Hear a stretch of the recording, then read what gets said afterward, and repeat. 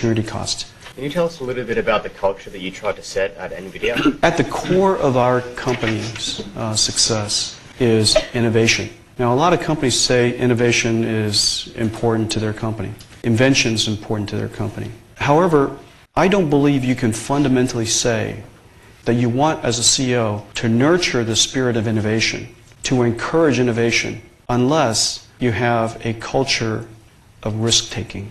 We have to encourage our engineers, our marketing people, all of our employees, to take calculated risks. First of all, you have to teach them how to do that. That's a skill. Then the second part of it is a matter of courage.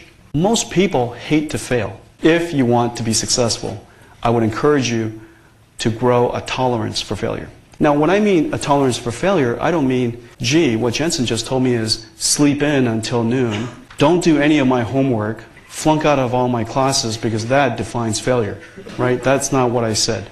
What I said is, what I'm trying to say is that I want you to try things even though it is impossible to calculate precisely that it would lead to success.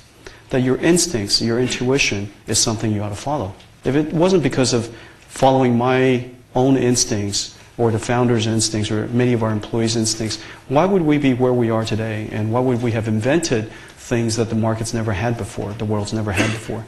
So you have to have this culture or tolerance for risk-taking.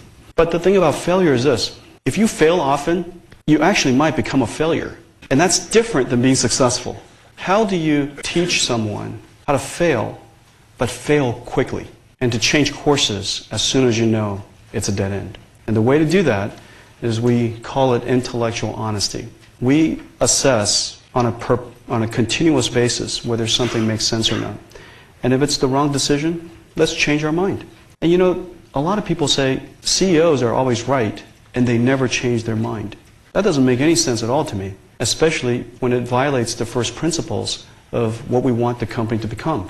An innovative company that invents amazing things, that solves problems for the world that it sometimes didn't even know it had. If you want to do that, then you have to cultivate that tolerance for risk-taking, and you have to then teach people how to fail, but fail quickly and inexpensively, and how to be direct with each other that this is the wrong approach and what's the better approach, and then be flexible enough to change courses and quick.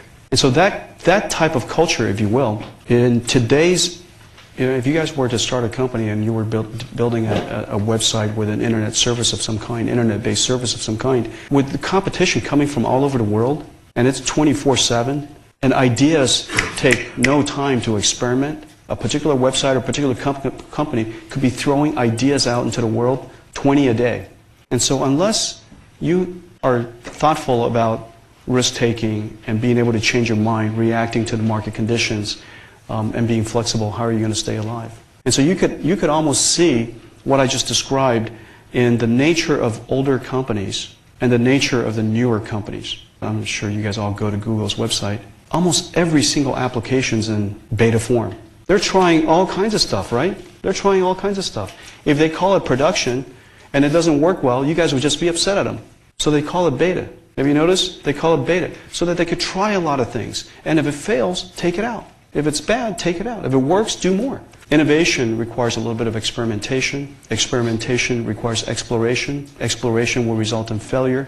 Unless you have a tolerance for failure, you would never experiment. And if you don't ever experiment, you would never innovate. If you don't innovate, you don't succeed. You'll just be a dweeb.